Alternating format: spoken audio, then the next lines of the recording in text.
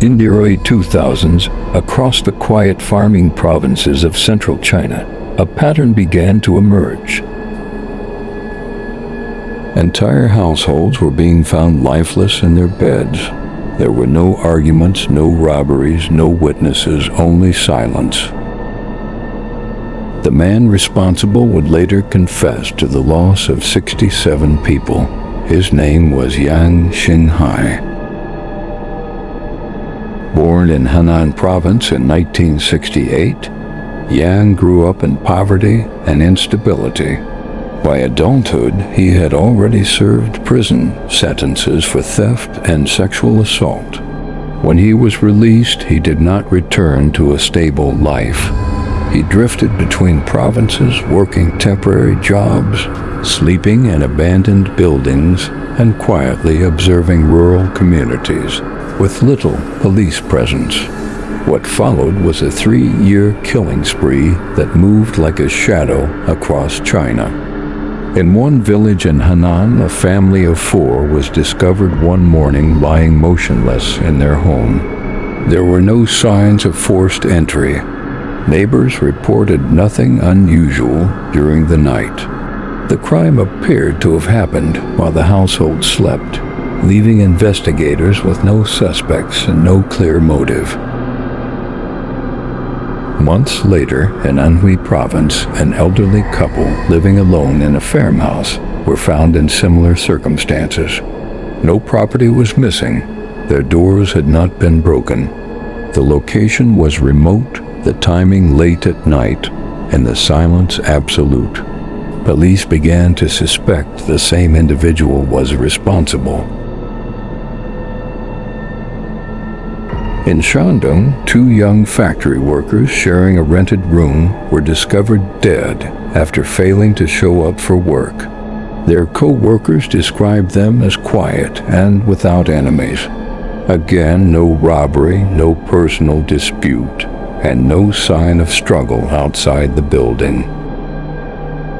In another Henan village, 3 members of an extended family were found in separate rooms of the same home. Investigators noted the precision with which the attacker had moved through the space, selecting isolated rural houses where neighbors were far apart and nights were undisturbed. Near a small vocational school, 2 students staying in a dormitory during a holiday period were attacked in their sleep.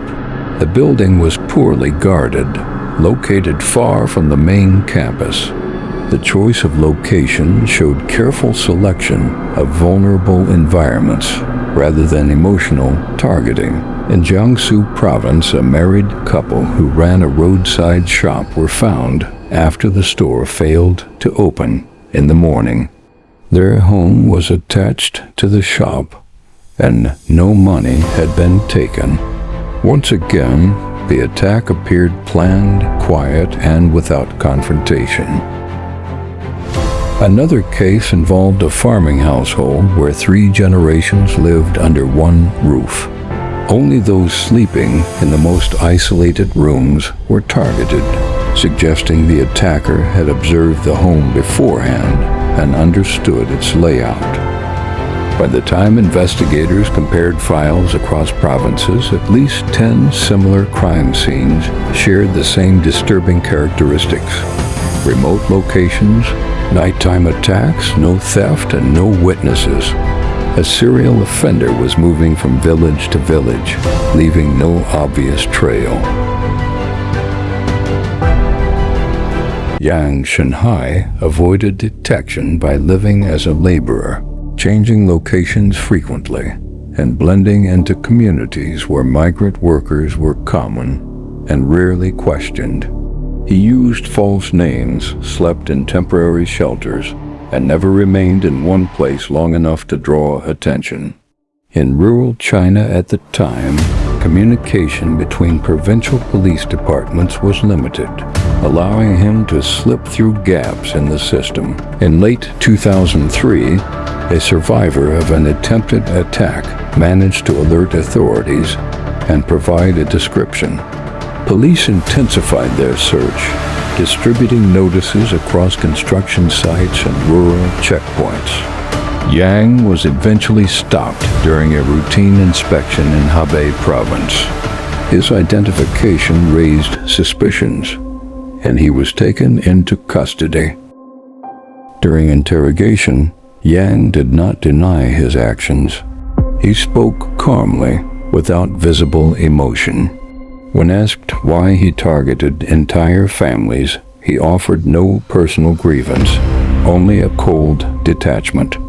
Investigators later said he described his crimes as if recounting ordinary tasks, showing no remorse for the lives he had taken.